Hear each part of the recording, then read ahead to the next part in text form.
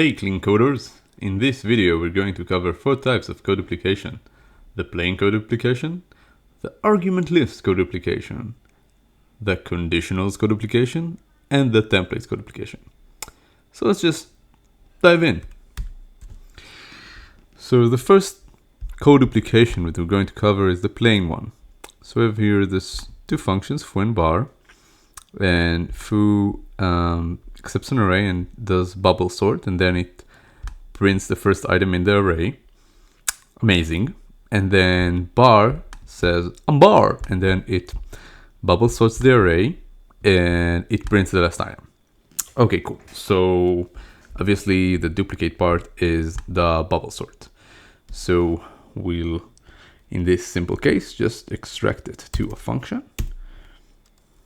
We'll call it sort. Yep.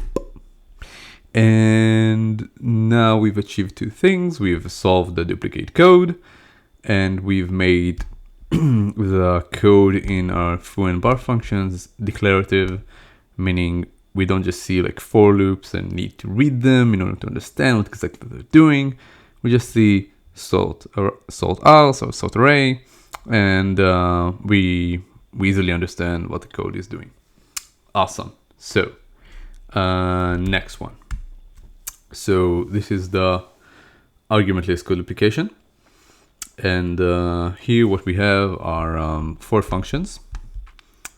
They don't really have anything to do with each other. It's just for the sake of the example, and we can see that their argument list is the same, and we want to solve it. We don't want to have this duplicate argument list. So how do we do that? We take the argument list, take everything from here, and we extract a class from that. So I already did that here. So this, I've created an order class, and it has all those fields. And obviously, since it's Java, it needs to have getters and setters and all of that. So you can imagine that I did that. And now for each function, instead of having this long argument list, we can just do this thing, and awesome. So when doing this kind of refactoring, you might find that some of this functionality, maybe you'll want to have it on the new class that you just extracted. So for an example, here maybe represent, maybe it can be a method inside the order class, probably toString. So yeah, that's the argument list. It's pretty simple. And next one is the conditionals. A bit more complicated, but don't worry. So here we have this duck class, and the duck class has 3 methods: behavior, color, and dance. And the duck can be a special duck, and it can be a very special duck. And the behavior of the duck. So if it's a very special duck, it's condescending. If it's a special duck, it's chill. And if it's your everyday normal duck, then it's vengeful. And the color of the duck, if it's a very special duck, it's blue. Otherwise, it's yellow. And there's also like this dancing logic.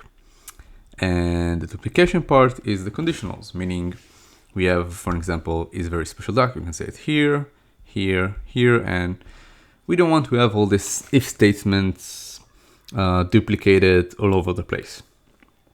So how do we solve that?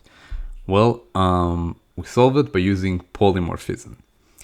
So that sounds nice. What do I mean? Let's see the refactored version of the duck. So the duck refactored is an abstract class with 3 abstract methods. And for each condition, for example, this very special duck, we create a new class that will derive from the duck refactored. So for example, the very special duck, his behavior is condescending, his color is blue, and it does code for dance. And the special duck, his behavior is chill, and his color is yellow. Dance does code, and the normal duck is vengeful, and it's yellow. and it dances like your everyday duck. Cool. So we still need to put those conditionals somewhere, and the place we put them is in this new duck factory. We make a create function here, and now all of our conditionals, they are in one place, which is in this factory. Awesome. So this is how you solve duplicate conditionals. It's not always worth it, but sometimes it is worth it. So it's very important to know about this one. Cool. So the next one is templates. Templates code duplication. It has nothing to do with UI. Let's just see it.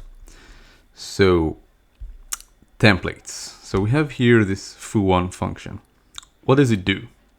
Well, let's see. It opens a file for reading, and it starts reading, and for each line that it reads, it prints it out, and if some IO exception occurs, then it's gonna handle that. And foo2 does basically the same thing, but for each line that it reads, it says if it's magic, create magic. And foo3, same thing, but it will have a logic here to send each line it read from the file over the wire. So these are the three functions, and obviously we have this duplicate part, and we want to solve that. We don't want to have it. We want to have, well, one function with this and no more than that. So the way to solve this is by creating a new function that accepts a function. Sounds a bit odd. Let's see what I mean. So the effective version of all those three foos is this one. So it accepts this interface. It's an interface because it's Java, but generally speaking, it accepts a function. That's it. It's not that complicated. It's just a function. So it accepts this function and it calls it with each line that it received. Awesome. So let's see an example of how it is used. So first, the function, the way it looks like, the function that we get here, it returns nothing and it accepts a string that would be a line from the file. So an example of using this is, for example, this is doing the same behavior as foo1.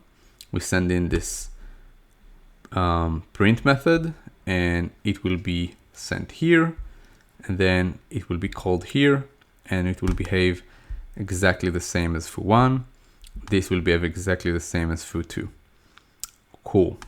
Now, this isn't everything. What if we had a more complicated case? For example, what if we wanted to do something here for each of the foo functions? So we could add another function here, but it's starting to get a bit messy, a bit complicated, not very nice. So what we could do is we could use the template design pattern. So how does the template design pattern look like? Well, it's, again, we create an abstract class, and we have this abstract with line function, and we put in here the foo. And instead of the foo function accepting a function, we just already have it. It's here. And for each version of foo, we create a new class. And if you wanted to add more abstract functions, to put something in between those lines, then we can do that pretty easily. And we can create as many foos as we want. Now you can see that this is a lot of code, and it could be like over design pretty easily. So you'll want to consider when you use it if you really need it, or maybe it'd be better to keep the duplicate code but many times it is useful, so it's important to know about this one too. And that's it. I really hope that you enjoyed the video, and if you did, please click the like button and the subscribe button. And if you have any questions or comments, then please comment. And that's it. Until next time.